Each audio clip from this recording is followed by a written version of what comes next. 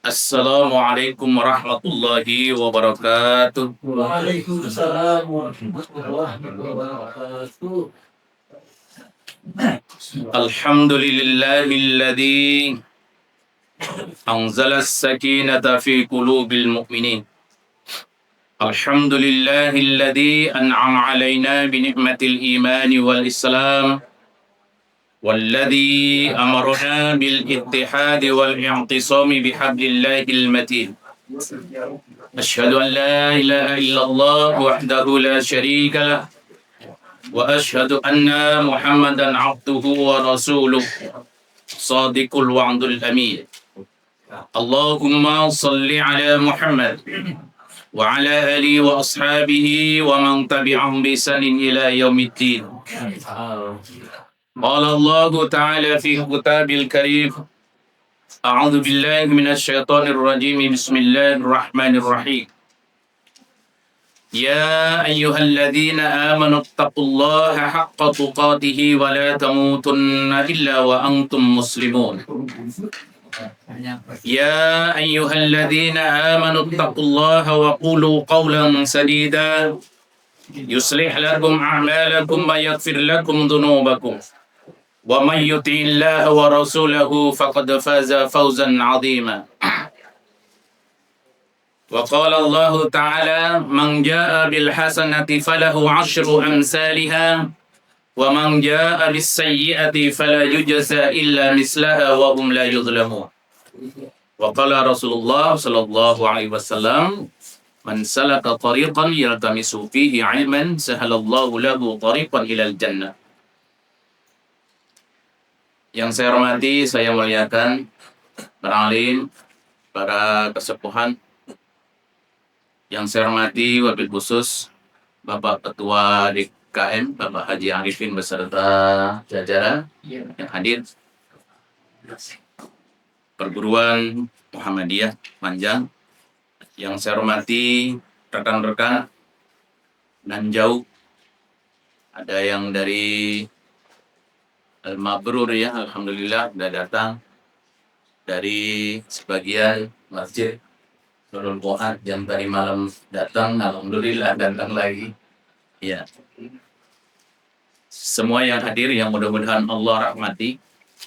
Pertama dan yang utama, marilah kita selalu untuk bersyukur kepada Allah Subhanahu wa taala atas limpahan curahan kenikmatan yang apabila kita mau menghitung tidak akan bisa menghitung kenikmatan yang Allah berikan kepada kita. Di hari ini saja sudah berapa juta Allah berikan. Wa in ta'uddu ni'matallahi la tuhsuha. Kalaulah kita mau menghitung kenikmatan Allah yang telah diberikan kepada kita, subhanallah ini ya, tidak akan bakal terhitung.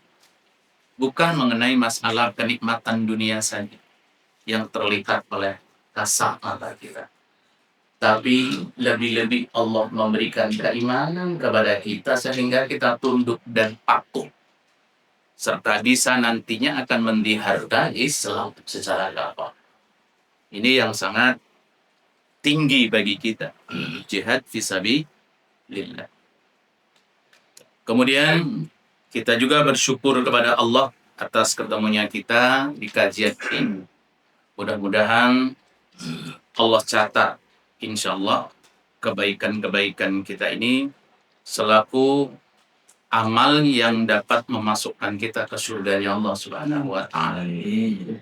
Kita bahasanya masih insya Allah ya. Karena amaliyah-amaliyah yang kita lakukan ini belum bisa menjamin untuk kita masuk surga kalau bukan karena rahmat dan kasih sayang. Maka rahmat itu perlu dicari. Walaupun di sini ada toko rahmat, ya, ada juga namanya rahmat, ya. Ini perlu disadari oleh kita. Rahmat itu orang yang selalu berbuat baik, ya. Kalau pengen kita konsepnya kepengen kita dimasukkan oleh Allah ke dalam surganya, ya banyak-banyaklah kita harus berbuat baik. Ya. Ketika kita membaca surat Al-A'raf. Jadi yang orang-orang berikan yang dekat dengan rahmat Allah itu adalah muhsini, orang-orang yang muhsin, orang-orang yang selalu berbuat baik. Dikala dia sendiri ataupun orang banyak. Ini kadang kita kebalik. Kalau orang banyak kita baru berbuat muhsin, berbuat baik. Tapi nggak ada orang mau, kita nggak mau. Nah ini masih karena manusia amalnya. Bukan itu yang dimaksud rahmat. Rahmat itu apapun yang diberikan oleh Allah selaku mukallaf, orang yang sudah diberikan kewajiban di pundaknya, itu melaksanakannya tanpa reserve, enggak pilih-pilih. Kalau kata Allah ittaqullah, takut, tunduk, ya udah laksanakan. Kita enggak usah ngelihat nanti dulu lah, ada mertua saya harus sholat, enggak begitu. Ya, harus dilaksanakan walaupun tidak ada siapa-siapa. Salawat dan salam mudah-mudahan Allah limpah curahkan kepada kedua suri teladan Nabi kita Nabi Allah Muhammad sallallahu alaihi wasallam. Kelak mudah-mudahan kita akan mendapatkan syafaat beliau yang kita nantikan atas izin Allah Subhanahu wa taala. Bapak Ibu yang saya hormati, yang di belakang ibu-ibu yang saya hormati, kemarin kita sudah membicarakan tentang perbedaan tata cara mandi besar, mandi junub dengan mandi haid. Jadi mandi junub dengan mandi haid itu tentunya ada perbedaan. Tapi kalau di kalangan kita biasanya masih dianggap sama. Ya, masih dianggap sama. Tapi tata caranya justru berbeda. Berbeda enggak? Tata caranya berbeda. Kalau junub, ya artinya kita berkumpul dengan istri berkumpul dengan suami kita, kemudian kita punya junub. Ya, ada yang mengadu. Bagaimana cara mandinya? Ini khusus perempuan ya, yang diutamakan perempuan. Perempuan itu pada waktu mandi junub, itu tidak mesti harus diurai rambutnya. Cukup dipeprekin air saja, yang penting basah. Dan tekan-tekanlah, kata Rasulullah, supaya terkena air. Di situ perbedaannya. Bagaimana kalau orang yang haid? Haid itu mesti diurai, kata Rasulullah. Harus dibersihkan. Pakai sampo, perlu pakai sampo. Haid itu karena ada yang 3 hari, ada yang 5 hari, ada yang 7 hari, bahkan ada yang setengah bulan. Kalau sebulan Pak Ustadz itu istiadah, hati-hati, darah penyakit. Begitu Bu. Kalau yang namanya kita mandi haid, sekali lagi tata caranya itu tidak sama dengan mandi junub. Penyiramannya itu loh, ya. Niatnya kita ada di hati masing-masing. Kita sepakat itu semua. Nah ini mengulang yang kemarin. Kalau kita mandi biasa, mandi junub, itu hanya ada batasan hatta idara angkodis tabro'a hafana ala roksihi salasan. Di sini kita memasukkan air itu, pertama sudah niat, sudah membersihkan segala macam itu. Kalau dulu digosok-gosokkan ke tanah lagi, ya karena memang tidak ada sabun. Kalau sebelum mandi junub itu kan disuruhnya kita suruh membersihkan terlebih dahulu. Bismillah, kemudian kita bersihkan tangan, kemudian kita akhirnya mencuci. Kemaluan kita setelah mencuci, Rasulullah menggosok-gosokkan lagi ke tanah. Nah sekarang ada sabun, ya disabun lagi maksudnya. Baru Rasulullah wudhu. Ya wudhu sempurna. Wudhu sempurna, niatkan wudhunya itu untuk membersihkan hadas. Ya, niatnya membersihkan hadas. Sekaligus juga untuk membersihkan yang lainnya. Kemudian baru Rasulullah mengambil gayung, mengambil dengan tangan kanannya, Rasulullah membasahi sebelah kanannya, memasukkan jarinya ini ke rambut, karena Rasulullah itu rambutnya sepundak. Ya, sepundak rambutnya. Ya, iya, kalau kita kan disebut reserse. Iya, kalau sekarang disebutnya reserse. Ya bukan Rasulullah aja, apalagi Umayyah itu, dulu musuhnya itu. Panjang betul. Maka orang-orang sana banyak yang di gelung ya. Ya, pengikat. Ya.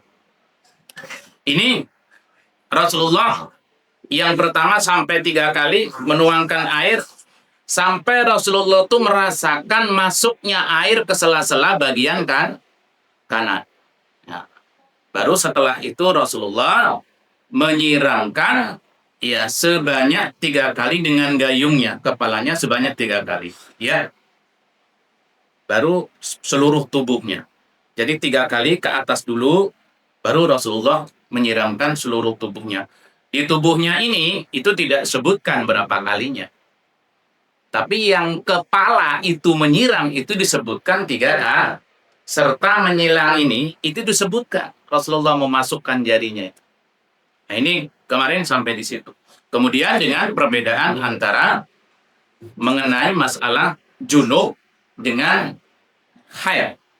Itu perbedaannya. Nanti ini disampaikan dengan sekali lagi tadi malam dengan istri-istri kita. Istri dengan istri kita. Ya Bu ya. Bu. Ya, jadi ketika mandi haid itu tentunya pada waktu perbedaannya adalah cara menguraikannya. Cara menguraikan. Kemudian setelah mandi besar seperti itu, ada beberapa perempuan yang ketika dilihat ada yang masih tidak basah di bagian tubuhnya. Maka ketika sudah keluar dari haid, keluar dari tempat mandi mengadukan kepada Rasulullah, ada yang belum terbasuh ya. Maka hendaklah peraskan dari rambutmu itu kemudian basahi. Ya, jadi tidak mandi lagi, tidak masuk ke kamar mandi lagi. Cukup diambil, diperas, kemudian ditempelkan yang belum. Ya dulu kan karena bukan kayak kita, mandi itu. Kalau kita air berapa drum juga habis. Ya dulu seember aja cukup, saking iritnya. Seperti itu. Nah, ini pelajaran yang kemarin. Ini pembahasan fikih ini sudah habis, kemudian mengenai kembali kepada masalah tayamum. Nah, jadi udah bersih-bersih, udah dengan air. Sekarang kita mengenai masalah junub, mengenai masalah juga haid, bahkan orang-orang yang kurang sehat, sekarang ganti dengan tayamum. Kalau tadi mengenai masalah air, sekarang dengan tayamum. Di kitab tayamum ini, kita akan terus ma'asyiral muslimin, bagi siapa tayamum itu dianjurkan? Ya, tayamum itu dianjurkan, bukan wajib. Karena yang wajib itu adalah memakai air. Kalau tayamum ini hanya merupakan apabila rukhsah, apabila tidak ada air. Untuk siapa? Bagi siapa tayamum itu? Adalah bagi orang yang junub dan orang yang tidak junub tidak menemukan air. Itu satu-satu ya. Jadi bagi orang yang junub atau tidak junub tidak menemukan air. Maka mereka tidak mengapa untuk bertayamum. Yang kedua, bagi yang junub karena menderita luka. Dia junub, tapi menderita luka. Dan lukanya tidak boleh kena air. Bahasa kitanya itu. Mikirnya begini. Dia ini junub, tapi lukanya luka apanya? Gitu kan. Kenapa dia punya junub? Kenapa dia punya hadas? Ya, maka ketika tidak boleh disiram oleh dokter dan berbahaya, tapi dia punya junub dengan istrinya ibaratnya, maka boleh kita untuk bertayamum. Nanti kita terangkan. Tayamumnya apakah mandi dengan pasir, apakah mau berguling-guling, ya nanti seperti itu. Nanti ada keterangannya. Kita coba uraikan dulu. Kemudian bagi siapa lagi tayamum itu? Bagi yang junub, kemudian cuacanya sangat dingin. sangat dingin sekali, menggigil. Di Arab Saudi itu Pak bukan panas saja. Kalau lagi musim dingin, subhanallah, dinginnya. Ya, kalau kita mungkin sampai terkatup-katup, ya giginya itu sampai bunyi tok tok tok tok tok tok tok, itu saking dinginnya. Ya, masya Allah. Nah ini bagaimana kalau kita akan menerobos air atau menggunakan air? Namanya bunuh diri. Iya, kita tidak boleh untuk sampai memaksakan kehendak seperti itu. Ya, jadi kita tidak boleh wala taqtulu nafsah. Kita tidak boleh membunuh diri kita sendiri. Ya, maka disitulah agama ini diperintahkan untuk adanya keringanan. Masya Allah, keringanan yang diberikan oleh kita itu. Maka ternyata bukan tayamum saja yang diberikan keringanan oleh Allah. Termasuk orang yang lagi bepergian saja diberikan hadiah, bahasanya itu rukhsah untuk mengqashar. Berapa jaraknya? Ya, kalau menurut Imam Hanafi yang keluar dari kecamatan. Kalau bahasa sekarangnya itu sudah boleh. Pak, kalau saya kan berdekatan, serem sama-sama keluar aja. Pokoknya begitu kalau imam. Tapi kalau imam yang lain harus menempuh jarak kurang lebihnya antara 87 sampai 90 sekian. Ya, kalau dari sini patok yang mau naik ke PJR itu sampai ke patok ke Bakau itu sudah memenuhi syarat untuk kita melakukan safar dan melakukan sholat sunnah qashar. Ya, fa idza darabtum falaisa alaikum an junahun an taqsuhu minas shalah. Jadi nggak apa-apa katanya di situ, silakan. Itu ayat itu menurut Imam Syafi'i diberikan rukhsah itu, subhanallah, harus berterima kasih kita. Cuma kitanya kadang-kadang yang TOL-OL. Iya, sudah diberi keringanan, tetap aja masih 4 rakaat dilaksanakan. Ya, tapi insya Allah yang ngaji kayak gini ini ada nilai tambahnya insya Allah. Itu keringanan harus kita ambil, ya kita ambil hadiah. Jangan kita ini justru mempersempit diri sendiri dalam agama ini. Tidak boleh, ya. Seperti itu. Kemudian kita akan coba satu-satu mengenai masalah tayamum, ya. Tayamum orang yang junub untuk sholat bila tidak menemukan air. Kapan waktu tayamum itu? Ketika kita sudah tahu seperti kayak begini, tidak ada air, kita dalam keadaan junub dan kita belum mandi. Air umpamanya nggak ada, anggap nggak ada. Kita jauh dari bahrum, dari laut. Itu kan laut dekat, ya. Tinggal nyemplung aja kalau di sini. Ya, maksudnya ini ada aturan seperti ini, kita tidak di sini aja. Mungkin kita jauh lah ya dari laut. Di sini kita bacakan terlebih dahulu tayamum orang junub untuk sholat bila tidak menemukan air. Bila tidak menemukan air. Kapan kita akan bertayamum? Tunggu dulu. Satu, yang pertama tidak ada air, oke. Kapan kita mulainya? Kita punya junub.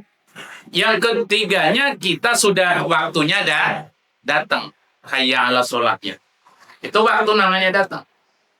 Tapi tetap kita menunggu kalau hujan. Iya. Sebab ketika kita lagi tayamum tuh untuk junub, hujan datang, batal. Belum melaksanakan sholat. Jadi batalnya tayamum itu apabila kita sedang tayamum atau baru usoli nih. Bahasanya itu baru mulai, hujannya datang. Ya, kecuali kata pendapat para imam, kalau kita imam yang 4, itu tinggal milih kalau kitanya sudah separuh sholat. Apakah mau dilaksanakan atau mau kita kembali lagi? Disuruh milih. Berarti disuruh milih itu boleh berhenti, boleh juga meneruskan. Tapi jumhur ulama diteruskan saja, masa sholat berhenti. Iya. Nah, nanti baru kita untuk kedua kalinya setelah sholat baru kita mandi kalau ada air hujan. Kita baca An Imran ibni Husain, dari Imran bin Husain, qala, ia berkata, kunna ma'a Rasulillahi sallallahu alaihi wasallam fi safarin. Ya, ketika kami bersama Rasulullah di dalam satu perjalanan. Fasalla bin nasi, ya, di situ Rasulullah sallallahu alaihi wasallam beliau salat mengimami manusia, bin nasi, orang-orang. Fa idza huwa birajulin mu'tazilin, ya tiba-tiba beliau mendapati seseorang laki-laki menyendiri. Ya, mu'tazil izal, pisah dia. Faqala, maka ya beliau bertanya, ma mana'aka an tusalli, apa yang menghalangimu untuk sholat? Qala, ia menjawab, orang itu menjawab, asobatni janabatun wala ma'an, aku junub tapi kami tidak menemukan air. Qala, Rasulullah berkata, alaika bis-sa'idi, ya, hendaklah engkau menggunakan bis-sa'id. Sa'idan thayyiban itu maksudnya, sa'id itu menggunakan, ya, tanah, menggunakan tanah. Fa innahu yakfika, karena itu cukup bagimu. Artinya untuk menggantikan air. Jadi dengan tanah itu kita boleh untuk bertayamum. Tapi di sini sa'id, nanti pembahasannya yang bagaimana yang dibolehkan itu. Karena ayat yang dikatakan sa'idan thayyiban itu, ketika kita melihat semuanya, menurut Imam Syafi'i, menurut Imam Ahmad bin Hambal, ya, termasuk Imam Hanafi dan yang lainnya, itu seluruh tanah apa yang ada di muka bumi ini. Pertanyaannya, apakah di muka bumi ini seluruhnya tanah? Hah? Bahannya itu ada tanah, kemudian ada batu, kemudian ada cadas, betul? Kemudian ada yang lain. Ini menurut jumhur sebetulnya boleh. Tapi kita hitopnya kemana? Yang dituju di ayat ini adalah tanah. Ya, tanah kita tahu. Tanah berarti ngambil tanah yang thayyiban. Sa'idan thayyiban. Artinya tanah pilihan yang memang benar-benar bersih. Sebab tidak semuanya tanah itu bersih. Bisa saja bekas kerukan dari koco itu, dari comberan ditaruh di sana, baunya agak pesing, ya. Kemudian juga ada yang di ayak-ayak kita bagus, dari mana? Tanjung Bintang, rupanya mobilnya ngambilnya dari pinggir-pinggir, ada tai kucingnya juga. Iya, ya, agak asem-asem. Ini juga harus dipikir sama kita. Artinya carilah yang sa'idan thayyiban. Thayyiban itu yang bersih. Ya. Jadi di sini dikatakan oleh ijma itu bahwa tayamum merupakan satu kekhususan yang dikhususkan Allah Ta'ala bagi umat ini. Jadi meringankan kepada kita. Ini alhamdulillah, ya, kita diberikan rukhsah oleh Allah Subhanahu wa Ta'ala. Kemudian ini tayamum orang yang junub menderita karena luka. Ya, ini kita simpulkan dalam hadisnya agak panjang, bahwa ada pensyarah mengatakan di sini rahimahullah ta'ala, hadis ini menunjukkan di dalam hadis yang boleh orang-orang yang sedang junub tapi dia punya luka boleh beralih pada tayamum bila dikhawatirkan menimbulkan bahaya, dan wajibnya mengusap perban. Ya. Hadis Jabir ini menunjukkan gabungan mandi, mengusap, dan tayamum. Ya, di sini Ibnu Qudamah juga mengatakan demikian di dalam Al-Bughni. Artinya orang yang punya junub itu ketika dia luka, konsultasi sama dokter terlebih dahulu. Tidak boleh terkena air. Nanti kamu akan menggigil begini-begini. Nah, maka yang ditanyakan di situ, pada waktu oke, kalau kita tayamumnya nanti kita coba di Madzhabul Arba'ah, ya. Ini di kitab satunya fikih Islam wa adillatuhu, ya. Kita akan coba perbedaan pandangan di kalangan para pendapat mazhab. Kemudian Bagaimana dengan yang diperban itu? Apakah pada waktu tayamum harus juga? Kan di tayamum ketika mengusap ini bukan tidak ada air di bab ini nih. Bukan tidak ada air, ada airnya, tapi tidak diperbolehkan oleh dokter. Maka tetap kita harus menjaga supaya kita jangan binasa. Maka kita harus menggunakan sa'idan thayyiban, menggunakan tanah. Ketika menggunakan tanah itu bagaimana perbannya itu? Tetap harus diusap atasnya itu dengan air. Ya, umpamanya di lengan atau di dengkul kita di sini, tetap perbannya itu harus diusap, diniatkan untuk membersihkan. Ya, artinya untuk tayamum. Ya, cuma dengan air. Ya, seperti itu. Kemudian, ya, jazakallah.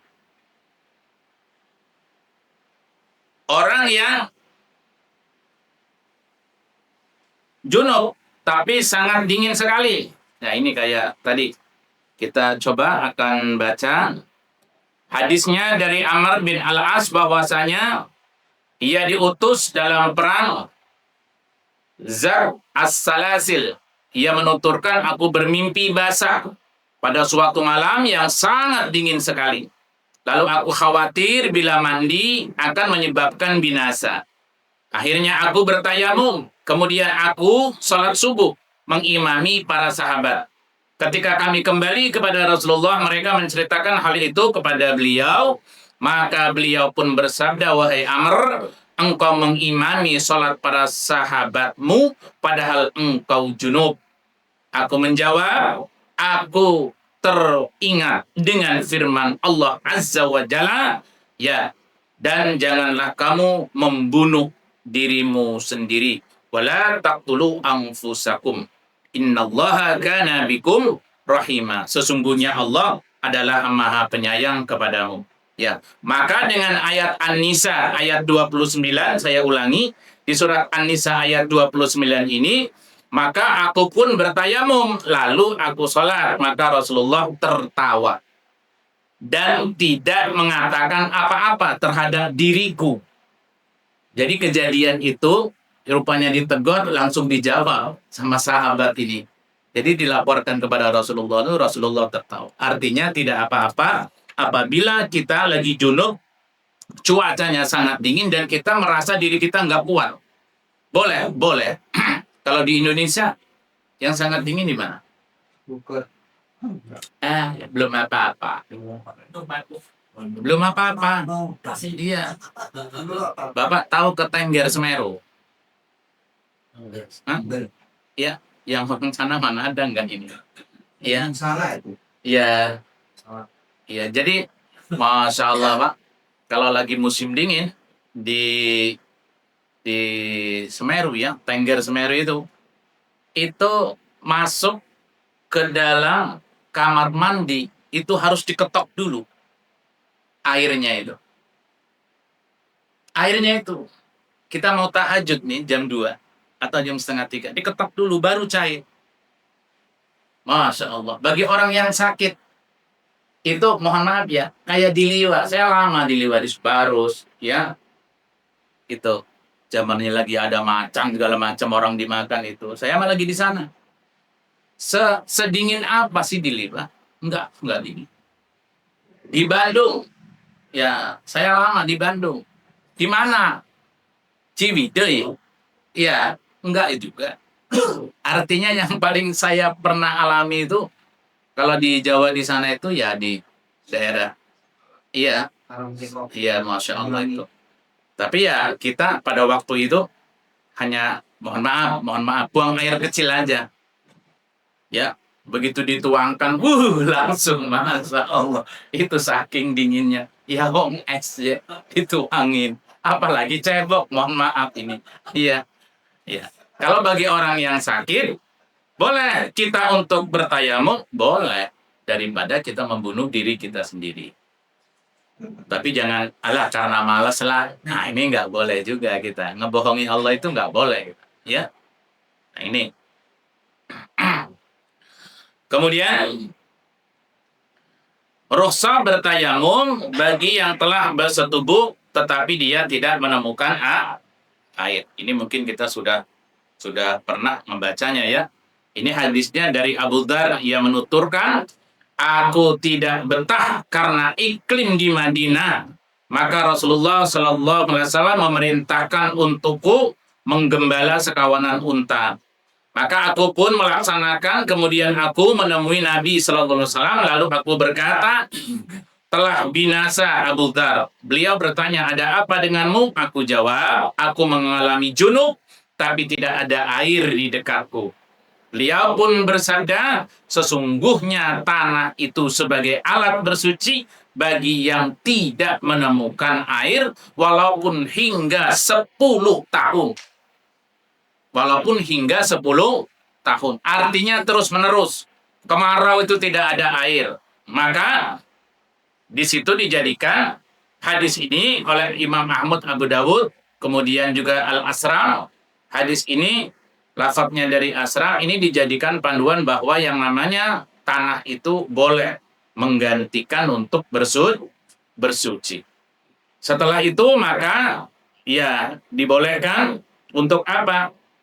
Untuk ya ketika kita sudah tayamum, apa kegunaannya itu ketika tidak ditemukan air sama sekali? Air hanya cukup untuk minum. Mohon maaf, air hanya cukup untuk minum dan membasuh untuk kotoran saja. Nggak ada untuk wudhu, apalagi untuk mandi. Ya, maka walaupun ini berlangsung lama, boleh untuk sholat, boleh untuk memegang mushaf, boleh juga untuk ke masjid, boleh juga untuk yang lainnya. Bahkan bisa untuk menggauli istri berkali-kali dengan cara tidak mandi. Artinya dengan tayamum. Jadi tayamum itu bisa berlaku lama. Ya, bisa berlaku lama. Kemudian menurut para imam yang keempat, bahwasanya apabila kita sudah menemukan satu tempat yang bagus itu, Sa'idan Thayyibah itu, bisa digunakan juga untuk oleh istri kita.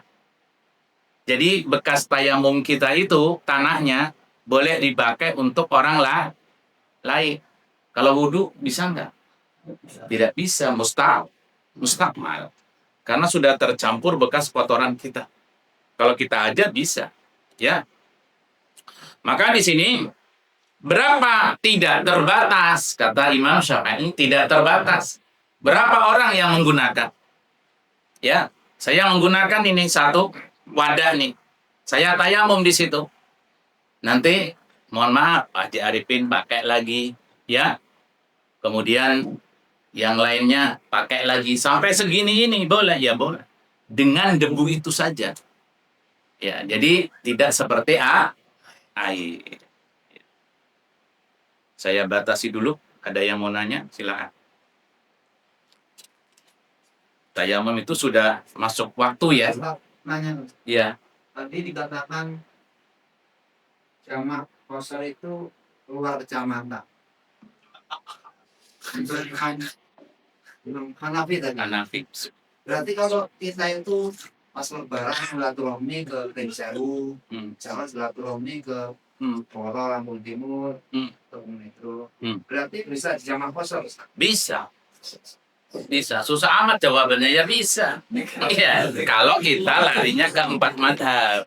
Sebenarnya ini saya memantapkan aja. Iya, enggak apa-apa. Artinya harus menunggu 8 Oh enggak, ya. Kita sudah keluar saja, itu sudah. Kalau kamu lebaran sampai Tulung, sampai rumah.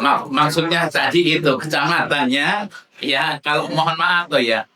Jadi di kecamatan sebelah sana Wailunin apa? Iya, memang jembatan itu batasnya. Iya. Sukaraja. Kecamatan Bumi Waras. Iya, berbatasan kecamatan Panjang. Cuma sejengkal, Pak Ustaz. Nah, ini yang dipertanyakan masalah ulama yang lain. Iya, menurut jadi dulu mungkin ya perkecamatan tuh seperti sekarang. Iya. Jadi begitu kita dibuka, wah, tidak sama dengan kecamatan sekarang ini. Dulu kecamatan itu mungkin orang lelah jalan aja. Nah, tapi kalau sekarang 1 jengkal. Saya sama dengan saya ngomong tadi. Yang di Serangsem di ujung selamat datang. Nah itu kan sudah kecamatannya beda lagi antara kecamatan Panjang dengan iya. Jadi yang pokoknya jauh ya. Jadi boleh ya. Kalau ke Jepara segala macam. Jenengan sama kita kan kemarin sponsor ke Jepara ya. Iya. Nggak apa-apa orang dikasih rusak kok. Iya. Jangan bikin dalil dewek, pegel nanti urusan. Ya, susah. Ya. Ini masalah, maaf dulu aku tadi masalah zikir 14 malam. Oh, zikir. Mana sih utamanya kalau kesalahan, misalnya kalau biasa saya pelajarin, saya dalam pelajaran itu astagfirullah, astagfirullah, astagfirullah, Allah ya salah, ya salah kalau dari seterusnya. Iya. Nah, kebanyakan seperti Ustaz yang pernah kau kalikan seperti di tempat saya Nurul Ikhlas. Itu sepertinya udah baku yang dipakai astagfirullahaladzim wa la ilaha illallah wa dan harus dijaharkan. Jangan kita di orang di Muhammadiyah ini kan kita nggak pakai itu. dianjurkan untuk disirkan. Iya. Nah, menurut sini sekarang ini harus Allah dalam buat satunya saya mah kondisi sudah. Sekarang kondisinya lupa. Di lupa ini Ustaz. Iya. Yang biasanya kita biasa sir, saya juga kan masuk biasa sholat sir. Iya. Di rumah saya juga sering diminta jadi imam sebelum disuruh untuk ya imam. mendaharkan. Jadi bukan disuruh saya, tapi kayaknya saya tuh bikin gitu loh. Apakah? Nah, saya tetap sir, ya. Baik. Nah, ini sebetulnya sejarah pergantian ketua Pak. Ini beliau ini. Ya, kalau saya tadi malam ya mohon maaf sama jenengan kan. Ya, ini pergantian kepala ini mau didaharkan apa zikirnya? Sir gitu, kata dia sir. Ya saya juga sir, bodo amat. Iya, nggak dipakai lagi nggak apa-apa sih bodo ting. Iya. Jadi kalau memang kita sudah tahu dasarnya dan masjid itu sudah kebiasaan di situ tidak didaharkan, ya ngapain didaharkan? Ya. Jadi begini, mengenai masalah zikir itu istighfar itu terbagi beberapa macam. Ini perlu dipahami oleh kita. Di buku ini, di Nailul Awtar, ya, hadis-hadis pilihan, hadis-hadis sahih itu, dikatakan Rasulullah itu setelah sholat, astagfirullah, astagfirullah, astagfirullah. Ya. Kemudian langsung, Allahumma antas salam wa minkas salam wa ilaika ya'udus salam, tabarakta rabbana wa ta'alaita ya dal jalali wal ikram. Estetik, itu hadisnya, sahih. Kemudian, apakah pertanyaannya yang namanya zikir istighfar itu cuma itu? Tidak kan? Zikirnya Nabi Adam, Rabbana zalamna anfusana wa illam taghfir lana wa tarhamna lanakunanna minal khasirin. Zikirnya Nabi Musa, zikirnya Nabi Yunus, la ilaha illa anta subhanaka inni kuntu minal zalimin. Kenapa? Berbeda-beda. Yang disebut berbeda itu peningkatan dosanya yang berbeda. Pada waktu Rasulullah di dalam hadis asbabul wurud, keluarnya hadis itu yang standar dosanya. Yang saban hari kita keluar ke pasar ngelihat orang bahenol teuing eta nya. Nah, itu ngelihat itu dosa-dosa mata itu cukup dengan seperti itu. Tapi kalau dosa kita, yang mohon maaf ini, yang dulu pernah hitam kita, kelau dengan perempuan nakal, ya, dengan botol dicekekin saban hari, contoh ini. Nah itu sudah berbeda, bukan istighfar itu lagi yang harus dikeluarkan. Kita harus dosanya dosa memetik buah khuldi yang itu dilarang. Itu pelanggaran itu. Jadi seperti itu zikir. Yang keduanya, apakah zikir itu mesti harus diajarkan, didaharkan? Ini baik di buku ini atau di Al-Imlah, di karangan Imam Syafi'i juga ada, yang lainnya ataupun di buku-buku karangan lain tentang mengenai masalah doa didaharkan, itu dilihat. Kata Ibnu Qayyim al-Jauzi, saya menarik coba antara Ibnu Qayyim al-Jauzi tentang doa yang didaharkan dengan pendapat Imam Syafi'i. Itu hampir sama. Maksudnya, apabila kita memberikan edukasi, memberikan pelajaran terhadap orang-orang yang masih memang belum paham dengan zikir, dan dia tidak punya referensi, maka kita mengajari dengan baik, dengan keras, itu boleh-boleh saja. Pertanyaannya sebatas mana? Sebatas dia bisa mengikuti kita. Sebatas dia sudah hafal. Lah kalau sudah hafal, ya tidak mesti harus diteruskan zikir kuatnya. Itu menurut Ibnu Qayyim al-Jauzi diambil dari Ibnu Taimiyah. Larinya kepada gurunya Imam Hanafi. Itu juga harus paham kita. Ketika kita mengajari seseorang di kampung kita, karena kita ini tidak selamanya juga di Panjang. Mungkin kita akan di tempat lain. Ternyata di sana harus diazari. Boleh dulu kita sampai mana sehingga mereka ini bisa. Kalau sudah bisa, dikir-dikir, baru dilepaskan. Dilepaskannya bagaimana? Ya kayak tadi. Assalamualaikum warahmatullah. Assalamualaikum warahmatullah. Udah aja kita ngadep ke jamaah. Beres. Sambil melihat siapa yang nggak hadir nih. Sholat nih. Dihitung satu-satu. Sudah selesai nanti sholatnya. Musyawarah. Kenapa? Sakit, Pak. Ayo ditengok bersama-sama. Diajak lagi sholat. Ternyata kenapa? Nggak makan dia, Pak. Sudah 3 hari. Lunglai badannya. Mau ke masjid susah. Nah itu alhamdulillah. Pak Haji Arifin rombongan pinjamin, ya dibantu. Subhanallah itu. Jadi sholat itu didikte oleh imamnya. Makanya nanti ditulis imam di sini. Iya. Siapa di sini imamnya? Tulis saja nggak apa. Yang biasa di sini, yang sudah mulai bagus-bagus. Ya untuk apa? Setelah itu nanti kita untuk bisa mengidentifikasi jamaah kita yang nggak berangkat, yang sudah istiqomah di sini. Jangan dibiarkan.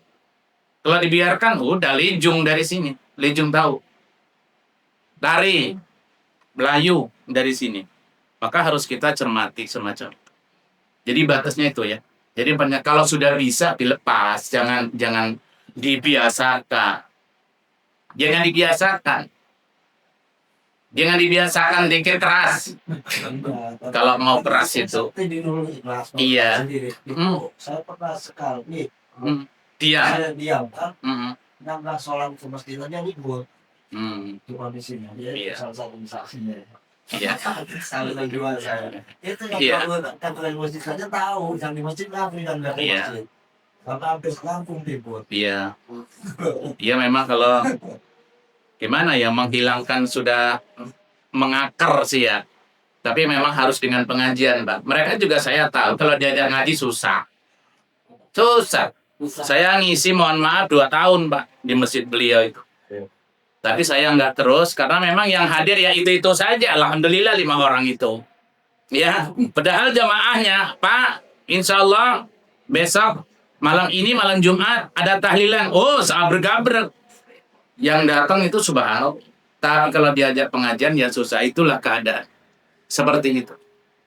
Ya kayak jamaah kita di sini yang hadir kayaknya ini aja. Iya. Ya tapi kalau ini kan masjidnya masih di pasar. Kalau di tempat beliau itu rumahnya aja lebih dari 300-an kakak.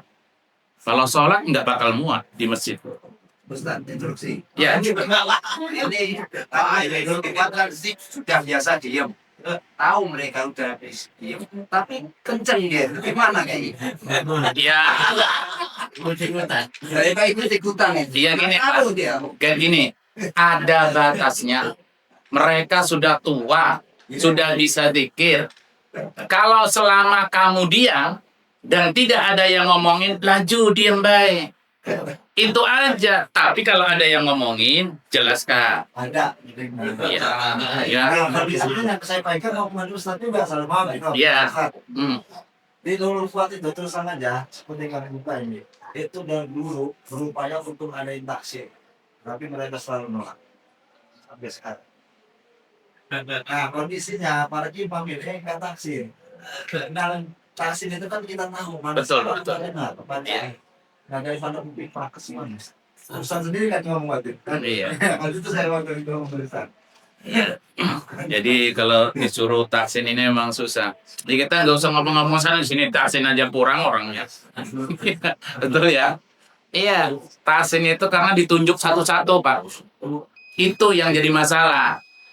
Adalah saya takut, udahlah saya malu. Eraun cek bahasa Sunda, ya, nggak. Jadi akhirnya pada lijung, pada nggak mau lagi. Tapi kalau pengajian kayak ini kan nggak ada, artinya umum. Kalau tahsin nggak di mana-mana, sedikit Pak yang ngikutin. Ya, baik.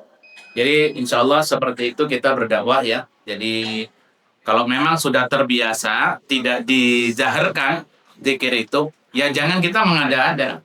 Tapi kalau kita di situ memang sudah nggak boleh, yang memang harus nggak ada larangan juga. Iya, dipelanin aja. Terima kasih. Ada yang nanya lagi? Cukup? Iya. Cukup aja perasaan. Iya. Iya. Kalau ada lagi maksudnya. Iya. Iya. Baik.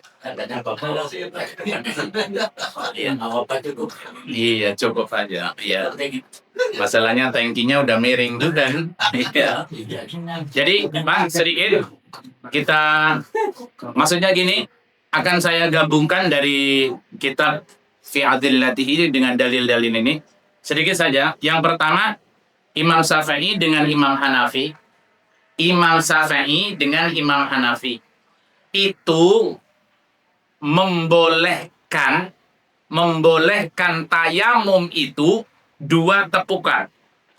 Kemudian pertama muka, ya, dan seluruhnya kena maksudnya. Kedua ngambil lagi cukup, ya, mulai dari tangan sampai siku. Sebelahnya juga begitu. Itu Imam Syafi'i dan Imam Hanafi. Itu tuh, catat tuh. Kemudian yang kedua Imam Hambali dan Imam Malik. Bahwa yang namanya tayamum itu setelah menempuhkan, ada 2 pendapat nih. Setelah kita menempuhkan, satu ini untuk 2. Untuk muka sama untuk tangan. Satu tuh pendapat yang 2 orang ini yang terakhir nih.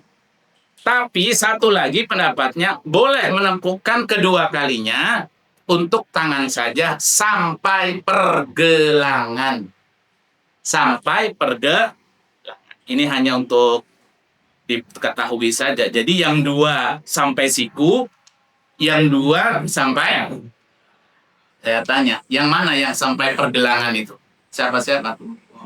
Imam Malik sama Imam Hambali. Kemudian yang sampai siku membolehkan itu Imam Syafi'i sama Imam Hanafi. Udah itu saja. Mana yang dilakukan ya silakan saja. Saya kewajiban menyampaikan saja. Wallahu a'lam bishawab. Kita tutup dengan doa kepada majelis. Subhanallah wa bihamdihi, subhanallah wa bihamdika, asyhadu an la ilaha illa anta, astaghfiruka. Assalamualaikum warahmatullahi wabarakatuh. Jelas. Biasa sih ya. Bisa.